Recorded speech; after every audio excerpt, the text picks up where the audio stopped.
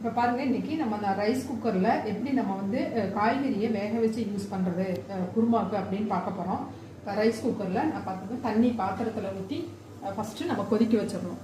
தண்ணி கொதிச்சிட்ருக்கிற சமயத்தில் இங்கே பார்த்தீங்கன்னா நான் கேரட் பீன்ஸு தேவையான அளவு, ஒரு உருளைக்கிழங்கு, இது வந்து எனக்கு குருமா வெஜிடபிள் குருமாவுக்கு வேக வைக்க போகிறேன். அது கூடவே நான் சக்கரவள்ளி கிழங்கு சாப்பிட்றதுக்கு இந்த மாதிரி பீஸாக கட் பண்ணியிருக்கோம். இதுவும் எப்படி வேக வைக்கிறதுன்னு பார்ப்போம். இப்போ இது மாதிரி ஒரு இட்லி பாத்திரம் நம்ம வீட்டில் இருக்கும் இல்லைங்களா, அதை எடுத்துக்க வேண்டியது. அதில் நம்ம இந்த கட் பண்ண காயெல்லாம் இந்த மாதிரி போட்டுருவோம்.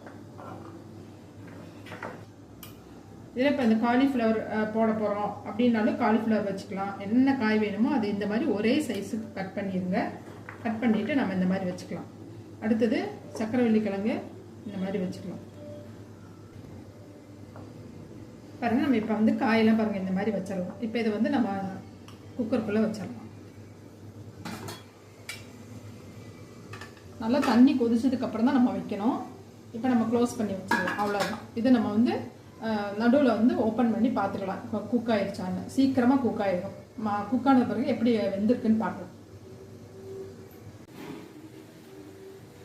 இப்போ வாங்க காய்கறி வெந்துருச்சான்னு பார்க்கலாம். ஒரு 7 நிமிஷம் இருக்குமா, 7 நிமிஷம் தான் ஆச்சு. காய்கறிலாம் நல்லா வெந்துருச்சு.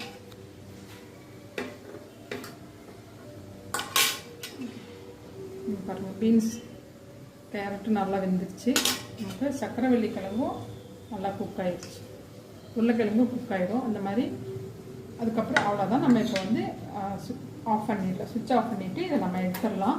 நீங்கள் இதே மாதிரி எதுக்கு வேணாலும் காய்கறி வேக வச்சுக்கலாம். சாம்பாருக்கு, குருமாவுக்கு, உருளைக்கிழங்கு மசாலா செய்கிறதுக்கும் உருளைக்கிழங்கு இதில் வேக வச்சுட்டு எடுத்து மசாலா பண்ணிக்கலாம். இந்த மாதிரி எல்லா காய்கறியும் நீங்கள் இந்த மாதிரி வேக வச்சு நம்ம யூஸ் பண்ணிக்கலாம். இந்த மாதிரி நம்ம இன்னும் ரைஸ் குக்கரில் என்னென்ன ரெசிபி செய்யலாங்கிறத நம்ம பார்க்கலாம். அதனால் இந்த வீடியோ பிடிச்சிருந்தா மறக்காமல் நமக்கு சப்ஸ்கிரைப் பண்ணுங்கள். தேங்க்யூ.